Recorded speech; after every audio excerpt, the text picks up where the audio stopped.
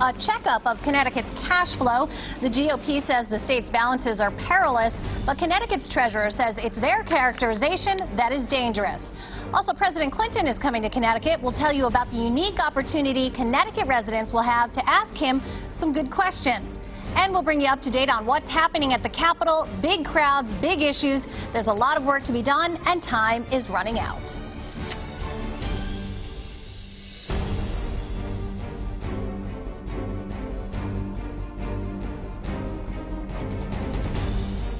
Hi, I'm Lori Perez. You are watching The Real Story.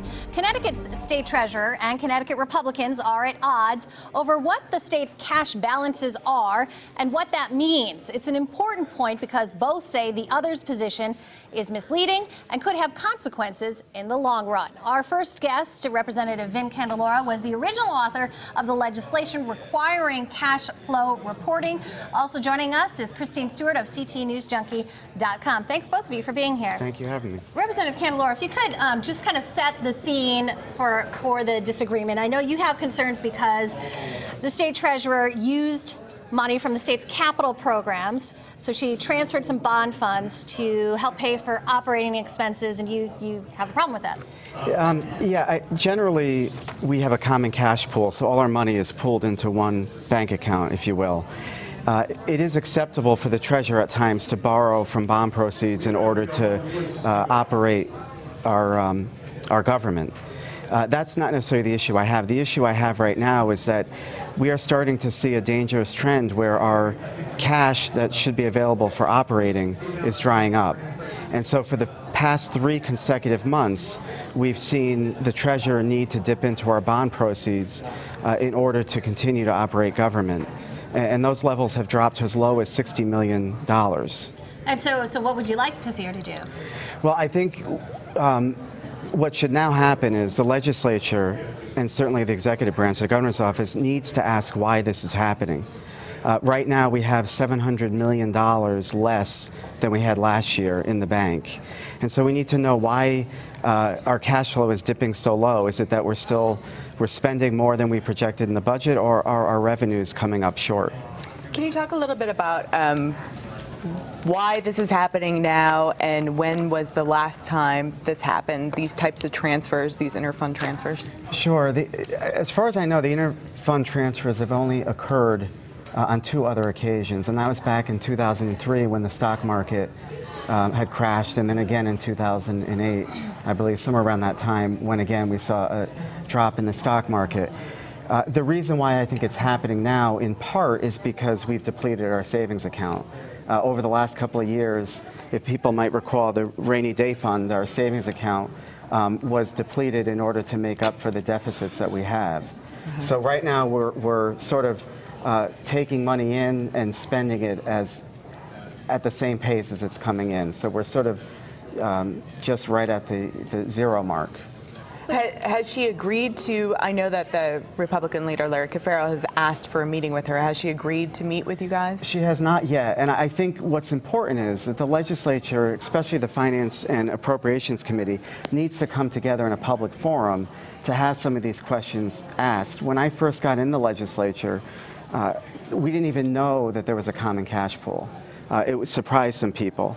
And so now that we have these reportings and we can see how our cash, our checkbook is performing, when it is this low, when it is hitting $60 million, and we're borrowing for 3 consecutive months, I think we need to get the treasurer in to answer questions on why. But isn't answering questions of why and dealing with it, those are 2 different things, right? Absolutely. But the checkbook balance is an indicator for how we're doing and where things are going.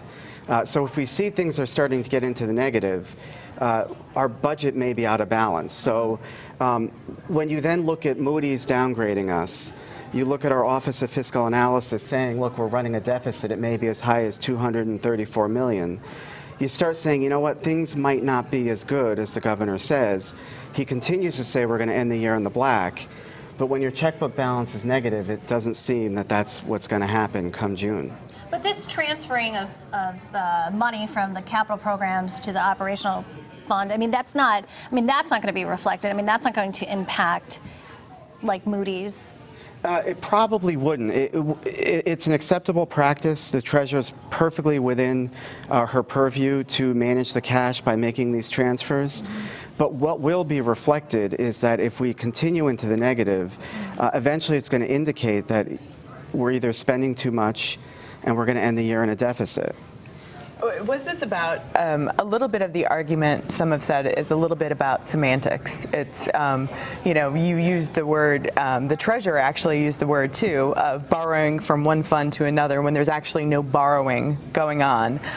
So is this just a misunderstanding between the two branches of government here? I don't think so. We sort of shifted the word from borrowing, which was used in her own documents up until January. Now we're using the word transfer. So you could call it a temporary transfer or a temporary borrowing. We're still talking about the same thing. But again, the reality is that our checkbook balance has dipped into the negative for 3 consecutive months. So what sorts of questions, if she were to come and talk to you guys, I mean, what specifically are you going to ask her? Well, I think what we first need to ask is how much are we borrowing each month? The one thing that the reports don't reflect is how far we are dipping down into the negatives. Is it 50 million? Is it 100 million? Is it 200 million? And then we could also ask the question of why. The Treasurer's Office does a projection of where our cash is. So they could sort of project out into the budget year of where the numbers are going to be. And it would be good to know, are you meeting those projections? Are we underperforming?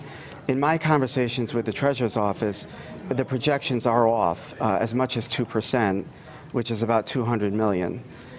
So those are the type of questions we would need to ask, because when you get those answers, you can then see to the next point, and that being how our expenditures are doing.